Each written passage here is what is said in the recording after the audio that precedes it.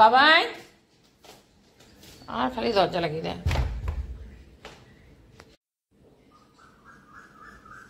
আমি একটুখানি ব্রেকফাস্টে বাঁধাকপি তরকারি আর রুটি নিলাম।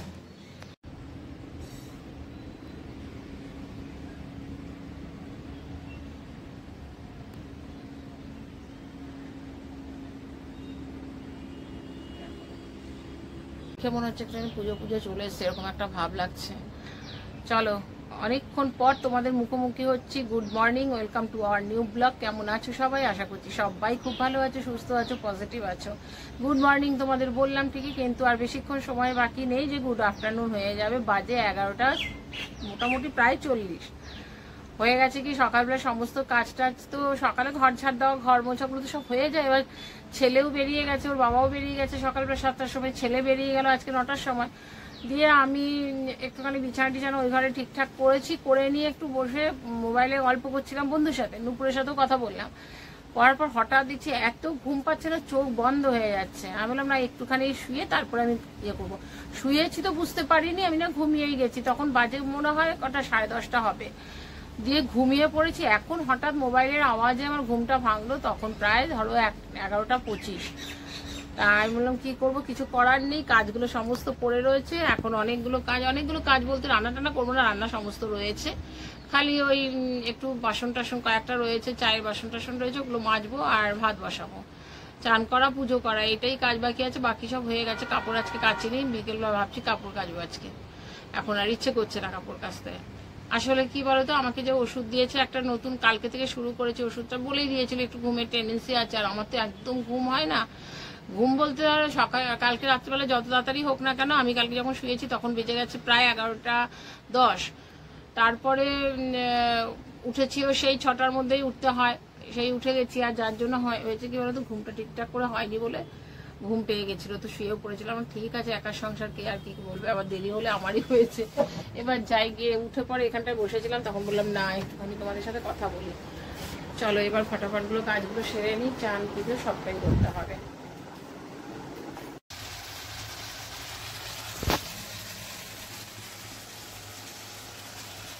মানে প্রত্যেক সপ্তাহে বা প্রত্যেক মাসে মাসে আমি যাচ্ছি, ব্লাড টেস্ট করছি, সেটাই তোমরা জানতে চেয়েছিলে।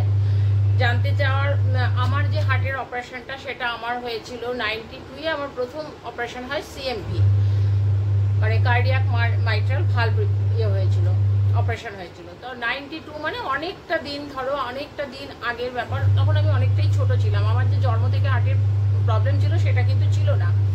আমার হঠাৎ করেই 89-এ হঠাৎ করেই আমার একটুখানি মানে শরীর খারাপ হয়, কোমরে ব্যথা শুরু হয়েছিল। কোমরে ব্যথা শুরু হওয়ার পরে সেটা আস্তে আস্তে কোমরে ব্যথা অতটা ধ্যান, ধরো ছোটবেলায় তো একদমই ছোট, তখন মা বাবারাও অতটা ইয়ে করেনি। তো 2 দিন ওই কোমর ব্যথা, তারপরে আস্তে আস্তে দেখছি হাতের এই গাঁটগুলোতে ব্যথা, জয়েন্টগুলোতে ব্যথা, আমি বসতে পারছি না। তারপরে যখন একদমই অবশ হয়ে গেলাম, মানে খাবার যে তুলে খাবো সেই অবস্থাটা তো ছিল না।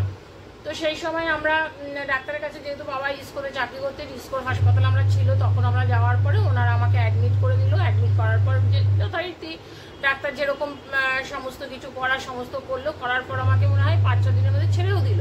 তখন বলে দিয়েছিল যে একটা ইঞ্জেকশন নিতে হবে, পেনিডিওর 12 ব্লক ইঞ্জেকশন নিতে হবে, সেটা বোধহয় হাফ করে, মানে 15 দিন পর পর 6 লাখ করে নিতে হবে। তো সেটা নেওয়া হয়েছিল। বলেছিল ইঞ্জেকশনটা বন্ধ হয়ে গেলে কিন্তু হার্টের প্রবলেমটা দেখা দিতে পারে। তো যাই হোক, ইঞ্জেকশনটা নিচ্ছিলাম, ভালোই ছিলাম। হঠাৎ করে আউট অফ মার্কেট হয়ে গেল। তো সেটার জন্য মা বাবা আজ যাবো কাল যাবো করছিল। হঠাৎ করে আমার বুকে ব্যথা শুরু হয়ে গেল, হাসপাতালে অ্যাডমিট হলাম। তখন ধরা পড়লো আমার হার্টের প্রবলেম হয়েছে। 91 দুবারই কিন্তু আমাকে ওখান থেকে রেফার করানো হলো, ইসকো হাসপাতাল থেকে আমাকে রেফার করলো বিএম বিড়লায়। তখন ডক্টর দেবী সেঠি ওই হাসপাতালে ছিলেন। 91 দুবারই আমরা গেলাম। যাওয়ার পর আমাকে এনজিও করে ছেড়ে দিল, অপারেশন করেনি।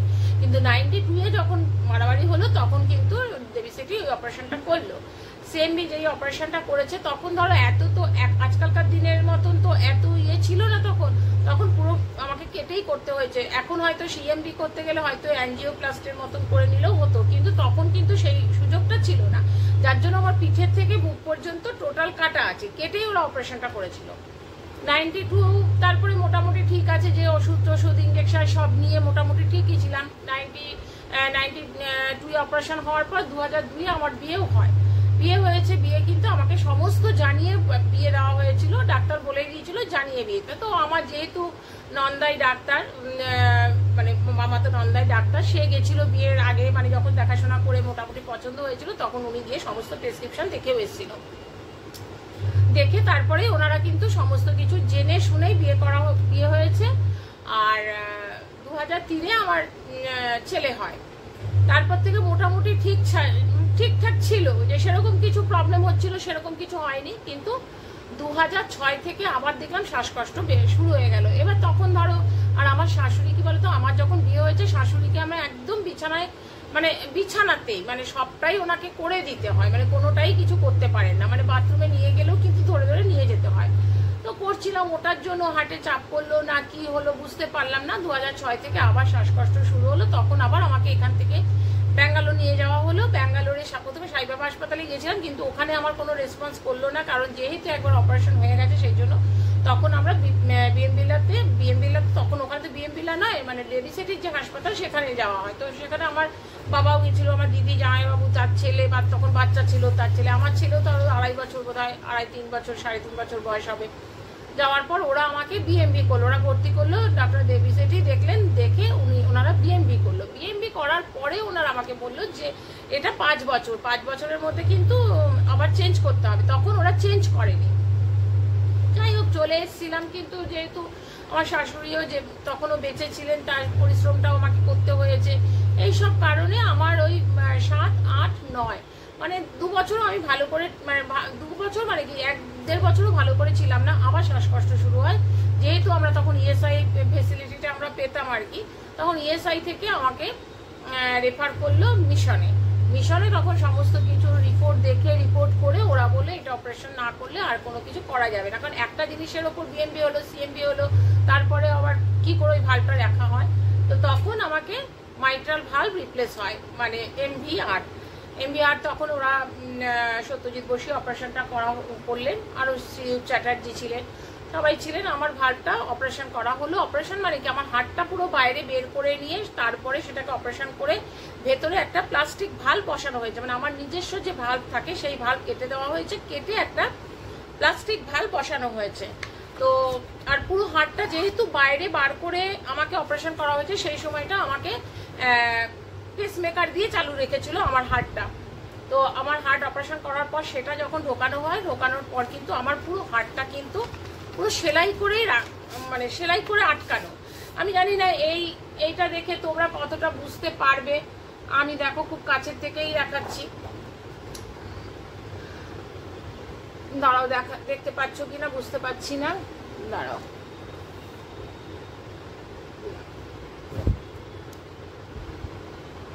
ঠিক এইখানটাতে দেখো, এই ঠিক আমার আঙুলটা দেখো, এখানটা একটা গোল চাকতির মতন রয়েছে, এইটাই হচ্ছে আমার প্লাস্টিক ভালভ বসানো। আর এই সাইডটায় দেখো ক্রস, বুঝতে পারবে কিনা তোমরা জানি না, পুরো হাড়টা কিন্তু আমার সেলাই করে বসানো রয়েছে। এইটাই হয়েছে আমার টোটাল অপারেশনটার ব্যাপারটা। তো এইটা এখন আমার এখানে ভালো করে তোমরা দেখতে পাবে কিনা জানি না, এই মাঝখানটাতে ক্রস করে পুরো হাড়টাকে সেলাই করে রাখা হয়েছে। তো তখনই ডক্টর বলেই দিয়েছিলেন, করে দিলাম, এবার ওপরওয়ালার হাতে ছেড়ে দিলাম, এবার জানি না কতদিন তুই ঠিক থাকবি। তো মোটামুটি ধরো একটা প্লাস্টিক ভালভ, সেটা খুব যদি যায় তাহলে সেটা ওনারা বলেছেন মোটামুটি 14 বছর। তো আমার জাস্ট 14 বছরই চলছে, 2010-এ অপারেশন হয়েছে, এটা 2024।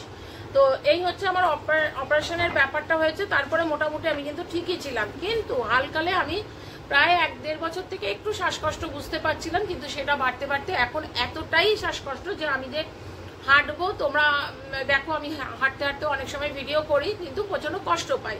কিন্তু আমি ডক্টর পারিদারই পেশেন্ট ছিলাম, পারিদারকেই দেখাতাম। তো যেহেতু আমার এখন মনে হয়েছিল যে আমাকে যেহেতু বিপি পোদ্দারে রেফার করেছে, হয়তো ওনারা ঠিক সেইভাবে আমাকে দেখছেন না, সেই জন্য আমি ডক্টর চেঞ্জ করে আমি ডক্টর নাদিম আক্তারকে দেখাচ্ছি। আর এখানে তোমরা বুঝতে পারবে, আমি পেছন ক্যামেরা করে লাস্টে তোমাদের আমি দিয়ে দেবো। এখানে দেখো লেখাই আছে 1.2 সেন্টিমিটার লেখা আছে। এই যে ভালভটা বসানো হয়েছে, এই ভালভের ইয়েটা হচ্ছে 1.2 সেন্টিমিটার। তো এখন ওনাদের দেখানোর পরে আমার এত কিছু টেস্ট করার পরে আমার তো তোমরা দেখে আগেই বলেছি আমার একটা মাইল্ড অ্যাটাক হয়ে গেছে ব্রেনে, সেটা আমরা বুঝতে পারিনি। আর এখন হয়ে গেছে প্রচণ্ড রকম শ্বাসকষ্ট, এখন কোনো কাজ করতে পারি না, হাঁপিয়ে যাচ্ছি। তো আমি তো পরশুদিনও ডাক্তারের কাছে গেছিলাম, পরশুদিনও ডাক্তার দেখিয়ে আসলাম। তো ডাক্তারদের এখন আর কোনো কিছু করার নেই, বুঝেছো তো। এত কিছু হওয়ার পরে আমাকে যে আবার নতুন করে অপারেশন করব, সেখানেও হয়তো ডাক্তারদের কোনো রকম প্রবলেম হচ্ছে বা যাই হোক কিছু হচ্ছে, কারণ ওনারা তো আমাকে ঠিকঠাক করে বলছে না। বারবার যাচ্ছি, এবার আমার প্রেশার হয়েছে 109/63। 109/63 হচ্ছে আমার প্রেশার। 68, ওরা 68 লিখেছে, অ্যাকচুয়ালি ওখানে ছিল, এটাও ভুল করেছে, তখন আমি খেয়াল করিনি, আমি নিজেই দেখেছি ওটা 109/53 ছিল। যাই হোক, তো তারপরে আমাকে ওষুধ টষুধ দিয়ে এখন ছেড়ে দেওয়া হলো। আবার উনি বোধহয় 1 মাস পর বোধহয় লিখে দিয়েছে নাকি, কিছু লেখেও নি, মানে আগে যেরকম লিখে দিত যে 2 সপ্তাহ বা 1 মাস পর, সেটা ওনারা লিখে দেননি। আর আমার ফ্রোজেন সোলজারের ব্যথা তো আছেই ধরো, সেটার জন্য আমাকে বলে দিয়েছে এক্সারসাইজ করতে, আমি নিজেই এক্সারসাইজ করছি, দেখা যাক সেটা কি হয় না হয়।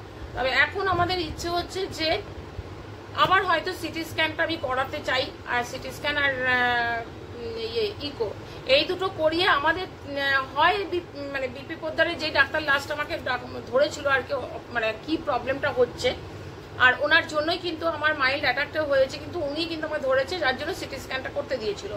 তো ইনিও একবার গত মাসে বলেছিল, তো আমরা অতটা করিনি। তো আমরা চেষ্টা করছি যদি এসআই থেকে রেফার করে আমি যদি সিটি স্ক্যানটা আর ইকোটা করতে পারি, হয় বিপি পোদ্দারে ওনার কাছেই যাব, আর না হলে আমি সার্জিক্যাল ডক্টর সত্যজিৎ বোসকে একবার দেখানোর ইচ্ছা আছে।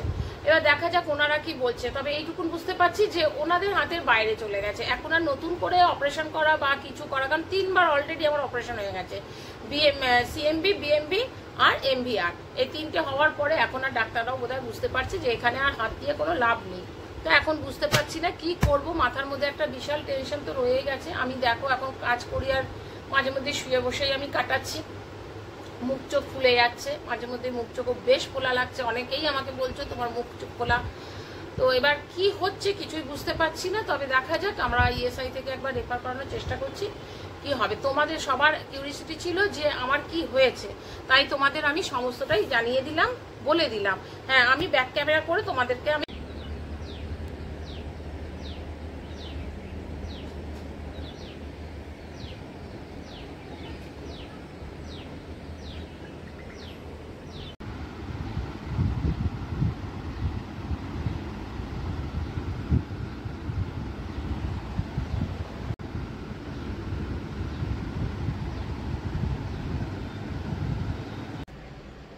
একটু আগেই ভালো রোদ ছিল, আবার মেঘ করে গেল, কিন্তু বৃষ্টি হচ্ছে না, এরকমই হচ্ছে।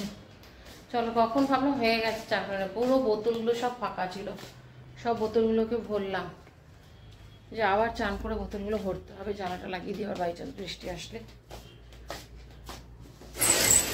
ভালো মেঘ করে গেছে, চলো এবার চান করে পুজো দিয়ে নিই। কুমড়ো আলুটা ভাজলাম, পেঁয়াজ দিয়ে করেছি, এটা পেঁয়াজ আলু কুমড়ো দিয়ে ভাজলাম, আর বাঁধাকপির তরকারি আর মাছ কালকে ছিল।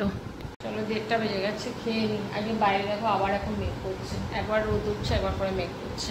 ওই ভয়ে আজকে আর কাচলাম না, যে বৃষ্টি হলে না ওইদিকে ঝাড়টা আসে না, জামা কাপড় কিছুতেই শুকায় না, যেন কাচলাম না।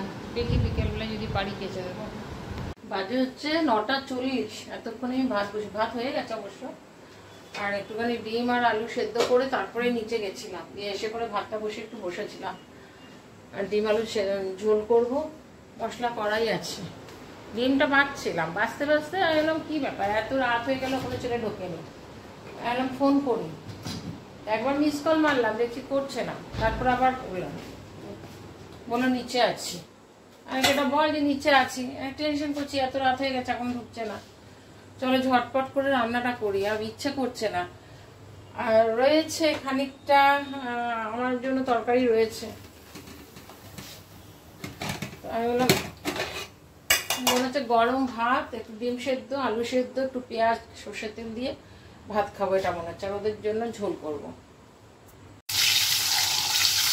ওদের জন্য ডিমের ঝোল করলাম, আমি একটু সেদ্ধ ভাত খাবো, সর্ষের তেল নিয়েছি। চলো, বেশি বাজেনি, 9:30 বাজে, আমি তাড়াতাড়ি করে খেয়ে দেখে চোখ মুখ মরেছে, কেন কি ঘুম পেয়েছে, মানে শুয়ে পড়ি। আসলে ওষুধের রিয়াকশানটা বুঝতে পারছি, আর ভোরবেলায় উঠতে হয় তো, ওই জন্য আরও বেশি হয়ে যাচ্ছে এরকম মনে হচ্ছে। চলো, ভিডিওটা আমি এখানে এন্ড করছি। তোমাদের যেটা জানাবার সেটা আমি সবটাই জানালাম। এবার ভবিষ্যৎ জানি না কী আছে। চলো ভিডিওটা এন্ড করলাম। আশা করছি তোমরা যদি এই পর্যন্ত ভিডিওটা দেখেছো তাহলে তোমাদের ভালো লেগেছে। যদি ভালো লেগে থাকে তাহলে তোমরা লাইক, কমেন্ট, শেয়ার, সাবস্ক্রাইব করো। তোমরা ভালো থেকো, সুস্থ থেকো। নেক্সট ব্লগে আবার দেখা হবে। ততক্ষণ পর্যন্ত টাটা, গুড নাইট।